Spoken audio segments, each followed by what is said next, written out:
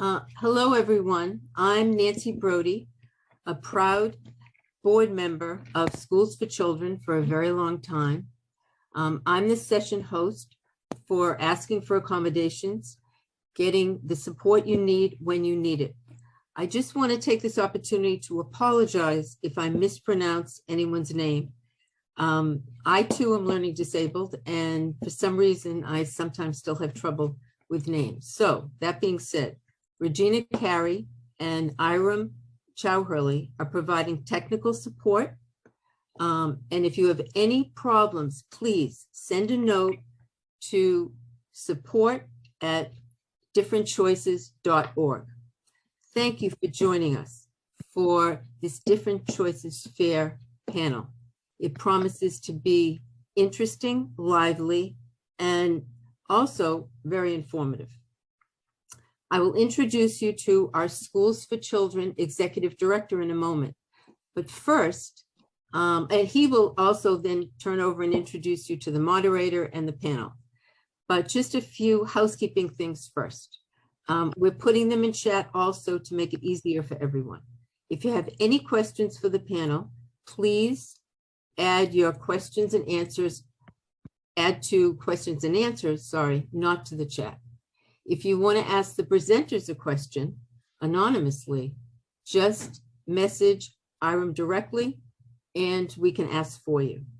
And if you have any technical problems, please put them in chat, not questions and answers, or send an email to support@differentchoices.org. Before we turn the session over to our moderator, I have the great pleasure of introducing you to Dr. Paul Stein, our Executive Director of Schools for Children. Dr. Stein has provided visionary executive leadership for Schools for Children since 2017. He's worked with our own special education high schools to begin transition programs and has encouraged opportunities like Different Choices. He was a former superintendent of schools and principal. He began his career as a math teacher in an alternative special education school setting. Meet Paul.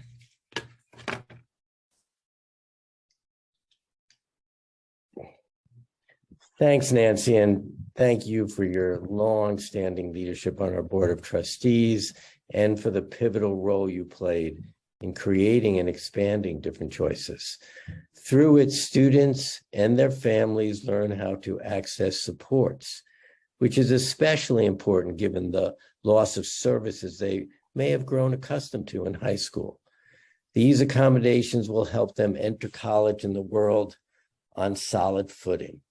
Visit us at differentchoices.org and let us know what you need to make the transition from high school to college and career easier, more hopeful, and something that you can anticipate with comfort and confidence. I now want to introduce you to our session moderator, Katie Renke, Director of College Transition Programs at Beacon College. Beacon is renowned for its intentional family-centered transition programs that provides psychoeducation, strategies, and experiences to prepare students and parents for life after high school. Katie? Thanks, Paul. Hi, everyone. Thank you so much for joining us this afternoon. I look forward to moderating this panel on accommodations and how you can access them effectively in both the school world and the working world after your time in high school. So I am going to go ahead and introduce the rest of our panel who you'll get to hear from today. First is Chelsea Cobb, who works at the Center for Psychiatric Rehabilitation at Boston University. Next is Zivin Drake, the Assistant Executive Director to the North Atlantic States Carpenters Training Fund. Sarita Nolan, the co-founder and CEO of Disabled in Higher Education and Disability Justice Advocate. And Ildi Seike, the college consultant in Educational Advocates College Consulting. So I want to take a minute to talk a little bit about accommodations in general. Some people may be very used to what is coming, or you've already experienced it. And some of you, this is brand new. And so I work in that transition process with students and families going from the K-12 environment to the higher ed environment.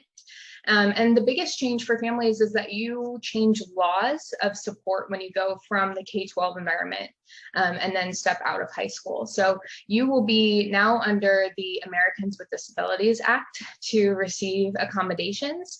And this is different because you hold the power under the Americans with Disabilities Act. To receive accommodations, it is up to the person with the learning disability or the disability in general to come forward and to disclose that information. And that process can look a little bit different depending on if you're going into the college setting or into work setting. And we're going to talk about that through this panel. But it is something that is a process. And so if you're unsure of what that process looks like, I encourage you to reach out to professionals that you're working with, either in the workforce or at the college of your choice, and they can help walk you through that process. But the biggest piece of this is that in your K-12 education, parents that have joined us, you have likely been your student's best advocate up until now. And now, students, it's your turn. So you truly are your biggest and best advocate, because you are the one that is the one that's experiencing all of the things you're experiencing. So we encourage you to ask for help. Receiving accommodations is sometimes, I feel like students see it, that comes with stigma, and that's unfortunate, but we encourage you to use your accommodations because it can help you be so successful in the college environment. And so we are going to talk a little bit more today about how you can access those things. If you have specific questions about an individual university or college or workforce that you're going into, that you have questions about, please let us know. We can also connect after about individual questions. I'm happy to help in that way. So I am actually going to go ahead and pass this over to Chelsea. And Chelsea, our first question is, what types of accommodations and services are available for students who identify as having a disability in college, and are they the same at all schools? Thanks, Katie, and hello, everyone. I'm so happy to be here. So I'm going to talk a little bit about the different types of accommodations that are available for students in college and universities. And to address the sort of first question around, are they the same at all schools? I will say under the ADA, American Disability Act, the accommodation, as long as it is reasonable, and what reasonable is, they outline, so I'll get to that. But as long as the accommodation is reasonable, then it should be the same at all schools. Now, we all know that that can look different. However, if that ever comes to be something, a barrier that you cross, there are professionals to help you self-advocate and navigate that as well, which I know we're going to get to. So some of the accommodations that I'm going to touch on are classroom accommodations, accommodations for exams, accommodations for assignments, and then more administrative accommodations that maybe we haven't thought of yet. So for the classroom accommodations, we sort of have broken it up into two sections, around the individual and then around the lecture accommodations. So for the individual, there is such accommodations like preferential seating. So if you prefer to be in a certain seat, whether that be near the front door for easy access to exit if you need to be, or to be up front to reduce any kind of auditory or visual distractions.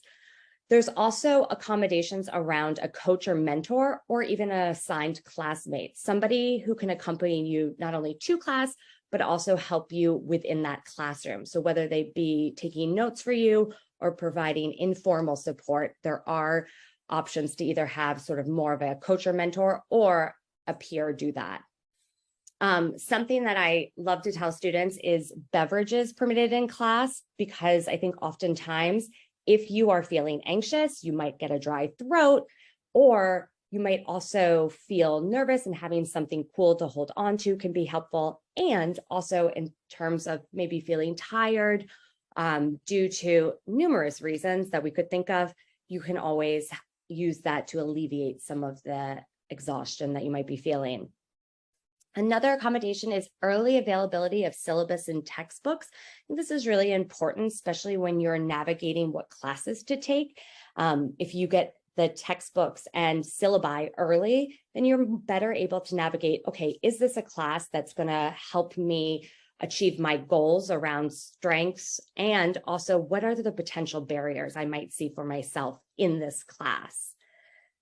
Some other accommodations that are more lecture-based is you can have prearranged breaks. So students can ask for breaks to manage anxiety and stress, but also to manage restlessness. So we often think about if a student feels distracted, getting up, taking a break, and coming back can oftentimes really help in navigating the classroom. There are also audio recorders, note takers, and then using even other students' notes. So those are some of the in-classroom accommodations. If we sort of move on to the test or exam accommodations, we can look at different things like a changing and testing format. So for students who are maybe more auditory or oral, maybe shifting from the traditional pen and paper and using our words or even more something more interactive to complete an assignment or a test. We also can look at things like extended time allowed for exams and also for those exams to be proctored individually and given either orally or typed out. So if you are somebody who needs a different format in terms of how the exams are delivered, that is something to advocate for and to have a conversation with the Office of Disabilities at your college or university. Around assignments, some things that maybe we hadn't considered but are available are substituted assignments. So switching something out for something else, whether that be changing up the exercise or even changing up the delivery of the exercise to best meet how you're going to be successful. We can also advocate for advance notice of assignments to help students anticipate and plan, and also carve out that not only workload, but also your energy around what that might look like, knowing that that ebbs and flows as well. You can also advocate to extend time to complete assignments. You can also have assistance during period of difficulties. So if something came up and you were unable to complete the assignment, using something like an incomplete or a withdrawal, as opposed to having to get a failing grade in that class. Some things that I think are important to note that aren't necessarily along the traditional lenses of being in a classroom or taking exams are the administrative accommodations. And so I think those are really important to touch on. So I'm going to run through a couple of those as well.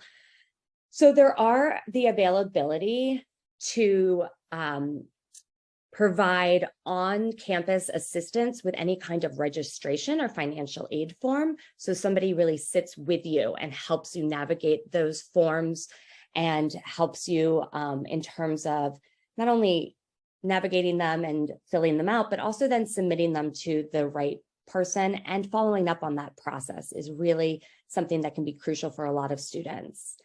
Also, something that I think is important to note is you can get an accommodation around being a full-time student. This doesn't mean you are a part-time student. This means you are a full-time student, so you can get you can get federal assistance like FAFSA, and you can get a reduced course load during that time. So everything that would be available to a full-time student is available to you, and you have a reduced course load at the same time. There's also abilities to pre-select classes, so have preferential selection of classes, so you are able to sign up earlier and do so with assistance even. Then there are things that maybe we don't think of necessarily because they're not in the classroom, but any kind of parking passes, access to different spots on campus, as well as maybe identifying places on campus that feel safe before or after class, as well as preferential housing. So a lot of times it might be in your best interest to have an individual room or some kind of housing accommodation, and that can be worked out with the disabilities office. So like I said, not all accommodations are considered reasonable. However, I will say if for accommodation not to be considered reasonable, it really has to pose a direct threat to the health of or safety of others, or really change the essential elements of the curriculum, and or impose really some kind of financial or administrative burden. So you can imagine that most accommodations don't meet those criteria, and therefore having a conversation with your support team and your care providers ahead of time before going to college to navigate what is going to be in your best interest, and then reaching out ahead of time to the Office of Disability and Access Services is something that's going to be really important in navigating not only the types of accommodations you get, but advocating for what's going to best serve you. Yeah, absolutely. Thanks, Chelsea. Could you also tell us what resources are available on campus or through other national organizations to support students' well-being while in college or university? Definitely. So I'm going to go over some of the ones that are more universal at first, and then I'm going to dive into what I myself do, and then some other great resources available. So if we're looking at on-campus resources, I keep saying this word, access and disability services. That's a major office that you're going to want to not only identify ahead of time, but reach out to ahead of time. It can be really important not only to have that touch point, and if you wait until the beginning of the semester, I can let you know that they are quite busy and might not always be able to follow up in such a timely manner. So my recommendation is always reaching out ahead of time and identifying who that might be on campus. Also, academic advisors. You are normally assigned an academic advisor, whether that be somebody within your major or somebody randomly assigned to you before you select a major. Utilizing them to be your advocate, utilizing them to let them know what comes up for you, but also what would be most helpful, and really tapping into what they know about different classes and what they can share with you in terms of what's going to best fit your learning style. I will also say, looking up what additional supports your university has. So most universities have some kind of educational resource center, which provides either tutoring or writing support. Knowing where that is and the process in terms of accessing that is really important, I believe, to know ahead of time, because when you are going to go look for it, it might be too late, because that's sort of the crunch time around, oh, now I really need help. Versus if you already know about the resources and supports available to you, that can be really beneficial so that you're not in that panic mode. I would also, as somebody who can access a syllabi earlier, you can also identify when office hours are. I think oftentimes students can become nervous to go talk to the professors. However, that is why they are there, to be a source of support and also to be able to connect with students. So even if they feel intimidating, knowing when their office hours are and accessing them, because that's going to give you a leg up on just sort of that connection and rapport even. Counseling services, I will say, I highly recommend, if you are somebody who knows you would benefit from that, reaching out early and figuring out the best ways to go about not only accessing those services, but also then setting up an appointment, whether that be individual counseling or group support. Then there are on-campus student groups and activities. I know Active Minds is a mental health nonprofit organization that is on most campuses, and that's a great resource. Other student organizations that you identify with can also be a great resource in terms of support and also helping you navigate the new system you're entering into. I will just sort of highlight what I do. I work at the Center for Psychiatric Rehabilitation at Boston University, and I co-direct the college mental health education programs, which I know is a mouthful. However, what it really is it's supported education. So it's working with students to help them achieve what their goals are. And we do that through coaching, which is a one-on-one collaborative process. It's not counseling. However, we do advocate for people to get counselors. And then we also work with students around building up academic and wellness resilience. And we do that through not only open enrollment classes, but we also do that through peer-run activities. So those are all things that are open to any young adult in the world, since we are both virtual and in person. Awesome, thank you. So I think, something that Chelsea has said a lot, and I think you'll hear from our other presenters as well, is that this is student driven, right? So the student is the one that will reach out, and the student is the one that will receive these resources, which is a big change from high school. So Ildi, could you talk about how a high school student learns what accommodations are available at different colleges and what students can do prior to arriving at college to access these accommodations once there? Sure. Hi, everybody. One thing I want to reiterate is that be familiar with your evaluation. I worked at Boston College and Northeastern for a decade, and a lot of students came to my office and they were not able to articulate the accommodation needs they had. So the more familiar you are with your evaluation, and just make sure before you exit high school that it is actually up to date and it's current, and be able to say, hey, these are my accommodation needs, these are my strengths as a learner, these are my weaknesses as a learner. And that part should be, the accommodation should be part of your research when you're finding the right fit of colleges for you. And I cannot emphasize, because Chelsea said a lot of very important things of accommodations that are out there, but not all colleges are created equal. There are like 4,000 institutions in this country, and by law, the 504 civil rights and the ADA federal rights, colleges are only mandated to provide the basic accommodation needs. However, a lot of colleges go above and beyond, and this is where you come into place. Is you need to start researching of what kind of support do they have. A lot of colleges have a coordinated support. They offer executive functioning workshops. They have academic coaches on staff. Some of them have structured programs, right? It might be a fee-based and you have to apply into it.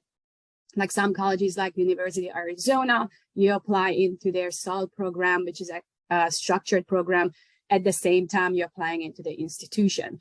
Or Northeastern University, you actually, once you get accepted, you can apply into their structured program. And they are very hands-on program that will help you with the transitioning and academic coaching. So again, I cannot emphasize how important it is to start researching the institutions. If it's a large institution and you find their disability/accessibility office, they can use those terms simultaneously. Or if they only have one professional staff member for 15,000 students, then you might want to evaluate, like, hey, how much hands-on support will I have? Or is there anybody else that will allow me to be successful at the university? If you have a specific learning disability, ADHD, that's who I primarily worked with at Boston College. Some of, you have to think about what are some of the accommodation needs you have, and will the institution be able to provide that for me? And a lot of things that Chelsea mentioned, for example, Boston College will view that as a modification rather than an accommodation. So, for example, if one of the courses requires a lot of writing and you're requesting that I want to do an oral presentation instead, therefore, like, for example, for a school like Boston College will be an unreasonable request, because part of the curriculum to pass the class will be you have to provide papers. So what I recommend is do your research, which school you want to attend, and reach out to their office. And yes, some of them, that people who work there get really busy, but they will be willing to work with you and meet with you, and they can explain the support services they have. And again, as I said, a lot of colleges go above and beyond. They have writing tutors, academic coaches, they have content tutors. Sometimes it's localized, right? Or sometimes they will let you know where you get those supports. But start with a conversation with the staff member and see what are some of the supports can I receive here that was essential for me to succeed in high school. If I haven't taken any languages and the colleges require a language, will I be able to request a language waiver at this institution? Is there such a thing as priority registration? Some institutions may not provide that based on your accommodation needs. I can just say Boston College only offers it for 2 years, right? First freshman and sophomore years. And that's if you are registered with a specific learning disability, ADHD. So know the questions, be prepared, and make sure you identify the institution where you can see yourself succeeding, and request early. If you get accepted, find the resources, go there, request the accommodation. So by the time you start your courses, it is set up for you. Don't wait till your third week into classes or the first semester, like, oh, I think I can succeed without support. I had so many freshmen, sophomores come in like, oh, I wish I requested it sooner, because the process can take a while. Most institutions will take about 2 weeks to evaluate your request. So you want to make sure you start it as soon as possible once you got admitted, and find where these resources are and have this interactive process, which they refer to ready, and discuss your accommodation needs. Yeah, thanks, LD.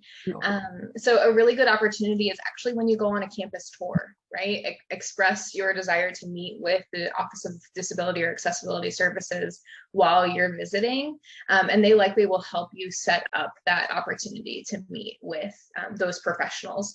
And like LD said, it's really important to do that early. My recommendation is doing it before you go to orientation. So that way, if you have any assessments you have to take, you have those accommodations during those placement assessments. So Zivin, we've heard a lot about accommodations in higher education. Can you tell us about what students with learning disabilities can do and expect in the workplace when it comes to accommodations? Absolutely.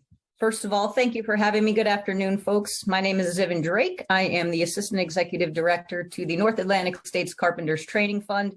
We are union carpenters that focus specifically on all aspects of carpentry, but everything from wood frame to commercial carpentry to pile drivers and commercial divers, floor layers, you name it, pretty much a commercial carpenter has touched it.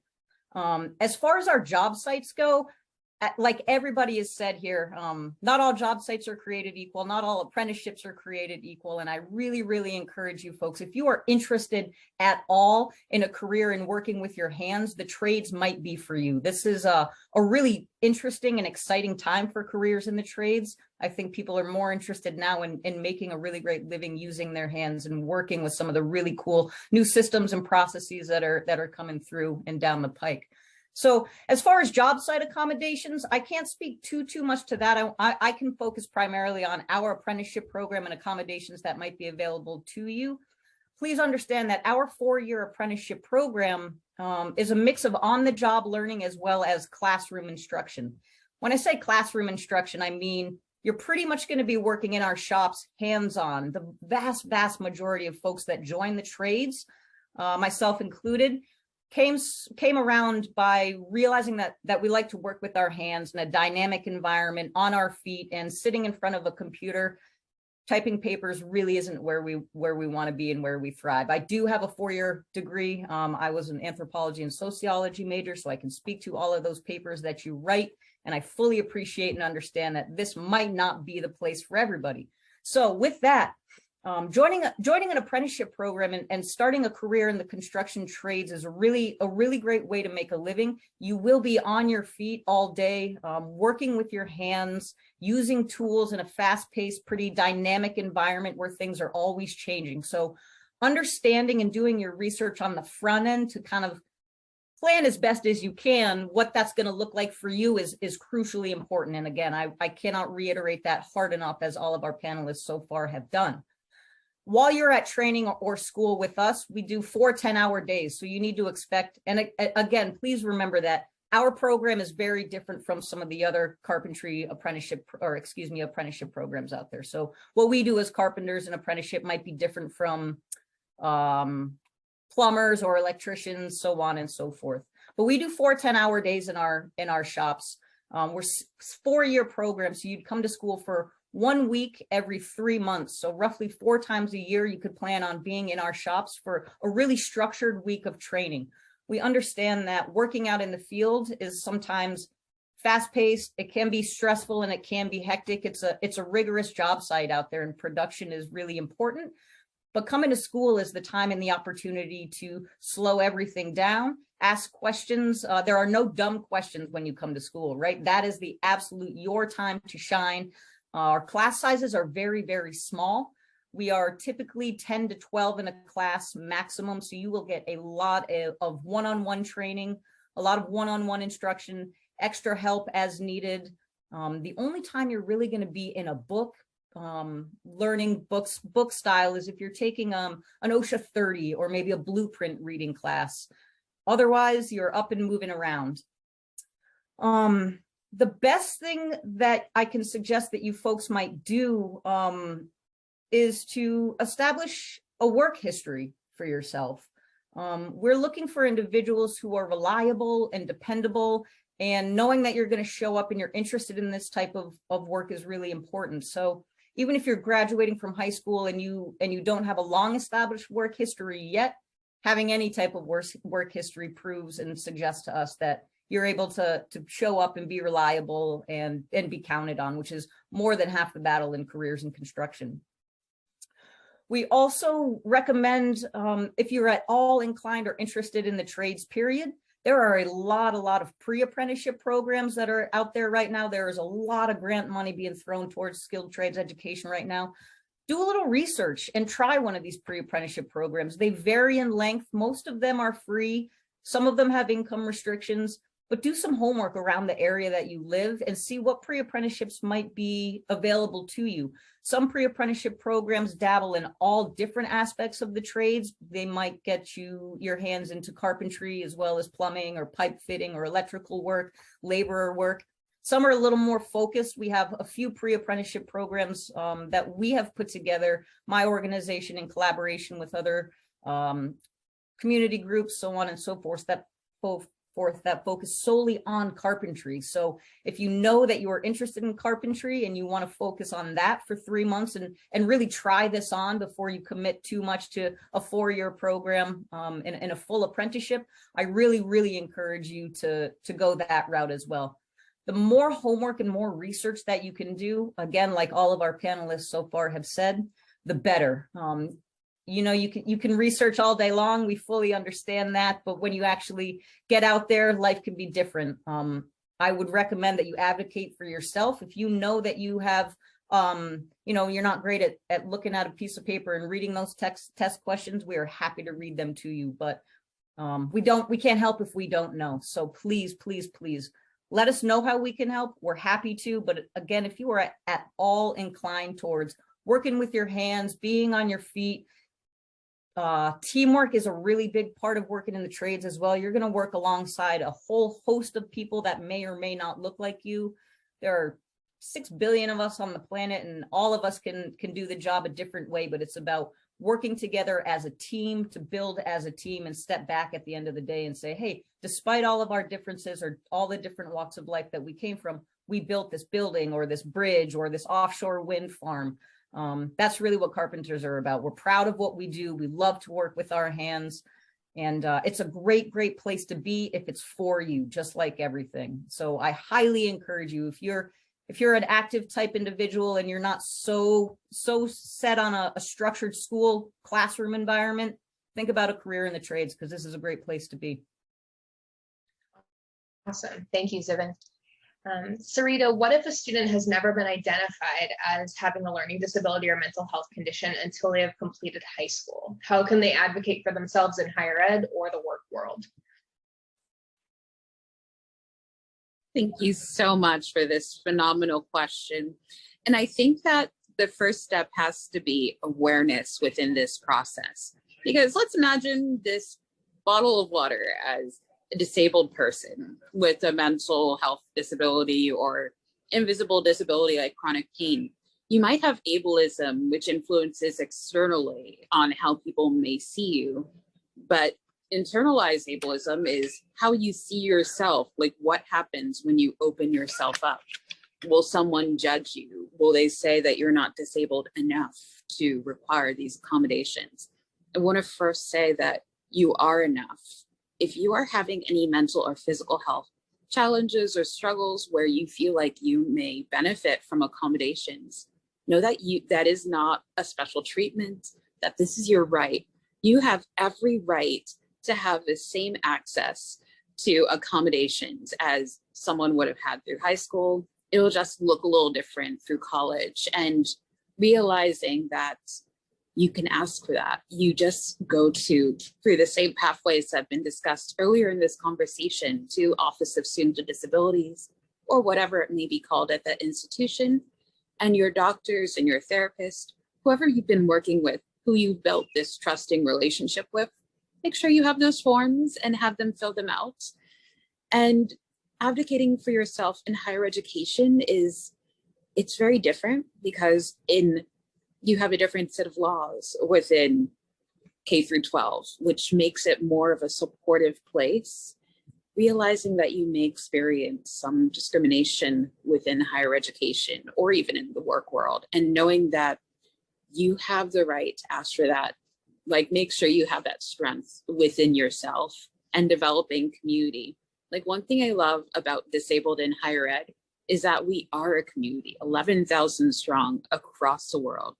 And even at my link that will be posted soon in the chat, you can look at some of our past events that we've done through Disabled in Higher Education and our Disabled Empowerment in Higher Education Month through October, where anonymous stories are shared of different areas of academia and how they felt as a disabled student, a disabled faculty member, and realizing that you're not alone. I think that's the most critical thing to know, that you're not alone. It's not only students who are visibly disabled. It's not only employees who are visibly disabled. No matter what that disability looks like for you, it's valid. No matter how hard it is, the work is important, and you can even accommodate yourself as well. Like during this Zoom, I've had my little friend May. May's the little red panda from Turning Red, and you can have fidget toys. So there's always methods of self-accommodation as well, because sometimes studying is hard.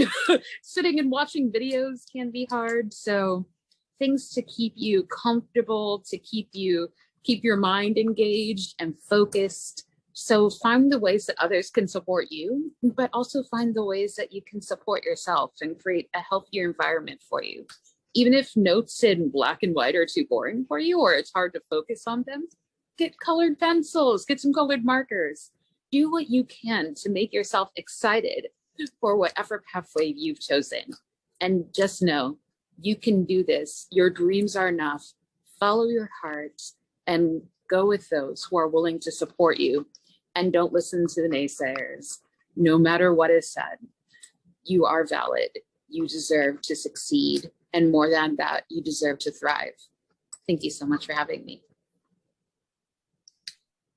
Awesome, thank you. So at this point, we'd actually like to take some questions from the audience. So if you have any questions, please go ahead and put them in the Q&A box at the bottom of your screen.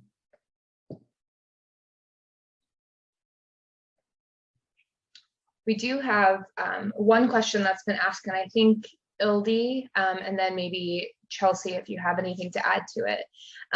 The question is to learn about any university, college, or program-specific accommodations. How do we approach someone to learn about those?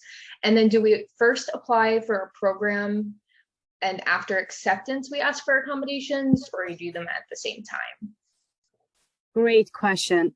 Your first step is do research on the website. That's where I would start. Dig in and look at the accessibility office. Again, colleges can alternate with calling it disability services office or accessibility services office. Look at their staff, they will have all that documentation guidelines, how to request accommodations, the type of accommodations will be listed. So if you, and again, if you go and visit the college as mentioned before, request a meeting, talk to the staff member. So get to know the college and to make sure they will have the services that you want and you need before you're gonna apply. And then once you apply and got accepted, that's when you request accommodations. And then you have to get an acceptance first, and then you go through the office and request accommodations. However, here's a big however, right?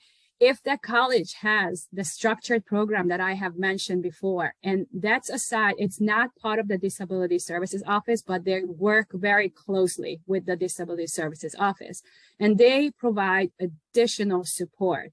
And if you feel like they provide the support you will need, and you want to apply into that, you have to look at their website and see how they accept those applications. And that's where it can be a little different. Again, this is aside from accommodations, if you need that additional support.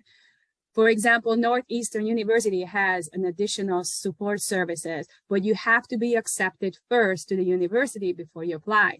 However, University of Arizona SALT program, they have done a phenomenal additional support services.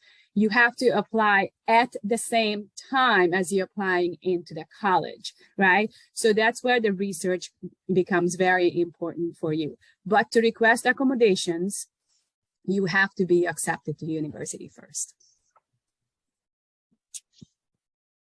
The only thing I would add to that is, while looking up access and disability, or whatever it is called, because every university is different, also look up the other supports that are on campus and see what's available just in general. While you are requesting specific accommodations and that needs to go through the access and disability services, you also want to be aware of what other support services are available on campus, because that gives you a good sense of how inclusive a community it is around all of the different programs. And also, if I may add one last thing as well, I feel like it's important to also research any clubs as well that may be on campus for disabled students, like Disabled Student Union, neurodivergent clubs, and deaf communities, and whatever that looks like for you. Get in touch with the community and ask how they feel that university does about accommodations. You can share with them whatever you're comfortable with about your disability, and ask for any advice in communicating with the Office of Students with Disabilities, or whatever it's called where you're going. And just know you've got this. Yeah, awesome. And Zibin, there's actually a question for you about any recommended websites to find out more about free apprenticeships in the trades.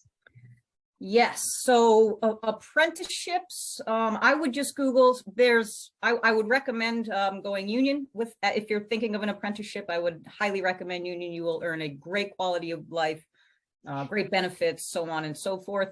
A simple Google search of Union apprenticeships, dependent on where you are, will certainly start that. If you're in the Massachusetts, New England area, a few organizations might be Building Pathways. They service individuals who are a little bit older. There's a program called Youth Build.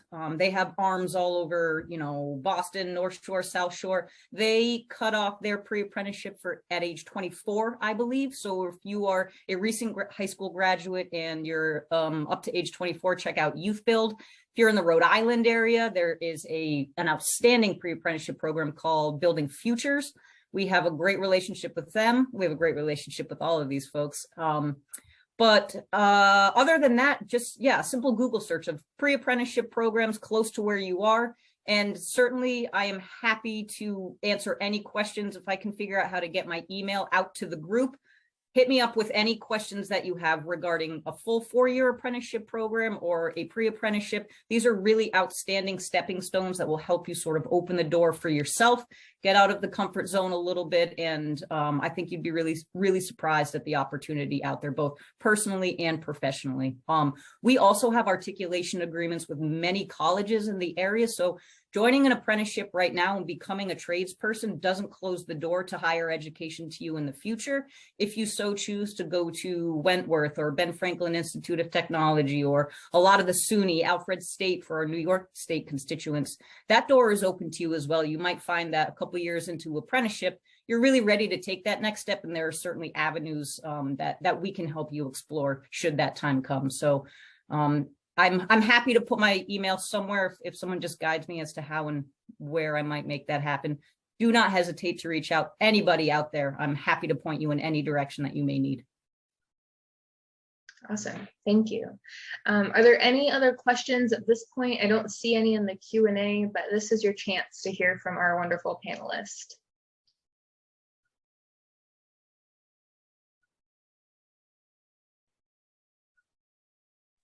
I have a question for Zivin, actually. So what if you're physically disabled? Can you still like be a part of the trades? And if you need like accommodations with not being able to stand so long or things like that? Great question. Yes and no. So if you are blind, for example, the trades are not the right fit for you for obvious reasons. Safety is of the utmost importance. We do have apprentices and members that are hard of hearing or borderline legally deaf. We, at that point, will try to get them into a career that is more suited to safety in that respect. So there are a lot of ways, as I mentioned, that you could become a carpenter. If you're hard of hearing, I'm probably not going to I'm not going to suggest a trade where there are a lot of cranes and heavy equipment and moving parts and pieces around, because you're not going to be able to hear those auditory signals that are going to keep you and the rest of the job site safe. However, there are lots of areas within carpentry, floor laying, for example. They are the last folks on a job. They are always inside. It's always climate controlled. They're on their knees a lot. So that's something to consider. If you need to take breaks, certainly those are encouraged. The days of working your fingers to the bone in construction, you know, for 12-hour days without any breaks. No, we're union carpenters. We get a 9 o'clock break, a healthy noon o'clock break, and then usually a 3 o'clock depending. So sort of focusing on the health and well-being of all of our members is that culture that we're trying to change in construction. This is a long way to go. We've come a long way, and certainly the carpenters I can say are pretty progressive as far as other trades go.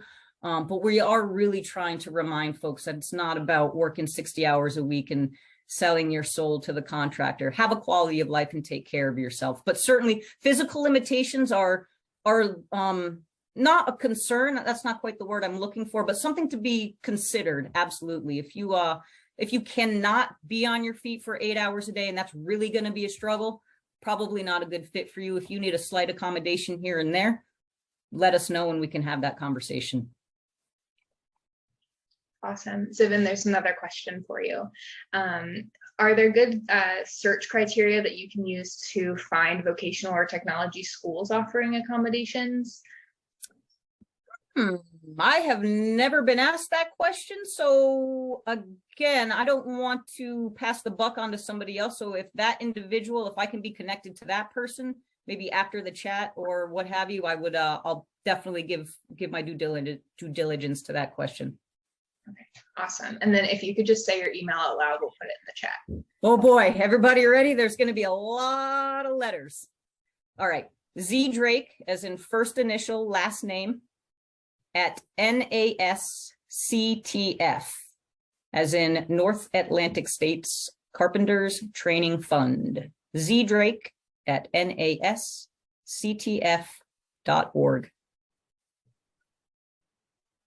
Awesome. Thank you. It's there. And so when you're searching for like vocational or technology-based schools that offer accommodations, you should be able to find that information similar to other colleges, right? So they should have someone that you can reach out to. I personally have never seen something that was specified to that, but actually, if you utilize collegeboard.org, you can create a free account to do actually a college search, and you can identify that you're interested in vocational or tech, and that might start to lead you in the right direction. You can identify yourself on there as a student with a learning difference, but it doesn't send that information to anybody. It just is a search feature. So that's where I would start. I normally use that for students with 2 or 4 year universities, but it is an opportunity for the vocational or tech world too. So that's something that I would encourage. So that's collegeboard.org. You can make a free account and start there. Thank you, Caitlin. I'm glad you're here. All right. This So it is looks Regina, and I just dropped several links in the chat for Disability Guide to Trade School for people with disabilities, and then the collegeboard.org link. Awesome. Katie, it's time. It's amazing. However, before we stop, I just want to say that I am so impressed with everything that we learned today. I wish we had these opportunities when I was in college, because I struggled a lot without all these services. And it's a good time if you are learning disabled or you have issues in any way. It's a good time to be involved in education because the support seems to be there in so many schools. And thank all of you. It's really quite amazing.